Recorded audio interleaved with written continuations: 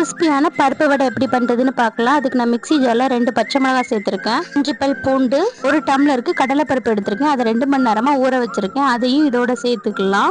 2 table ஸ்பூனுக்கு balance வச்சுருக்கேன். கொஞ்சமாக கருவேப்பிலை சேர்த்து கொரகொரப்பாக அரைச்சி எடுத்துக்கலாம். இந்த கன்சிஸ்டன்சிக்கு இருந்தால் போதும். ஒரு பவுலில் ட்ரான்ஸ்ஃபர் பண்ணிக்கலாம். பேலன்ஸ் வச்சுருந்த கடலைப்பருப்பை இதோட சேர்த்துக்கலாம். கொஞ்சமாக கருவேப்பிலை, ஒரு பெரிய சைஸில் வெங்காயம் கட் பண்ணி சேர்த்துருக்கேன். 1/2 டீஸ்பூன் உப்பு சேர்த்து நல்லா மிக்ஸ் பண்ணிக்கலாம். ஓகே, இனி வடையும் தட்டி வச்சாச்சு. இனி ஆயிலில் போட்டு பொரிச்சு எடுத்துக்கலாம்.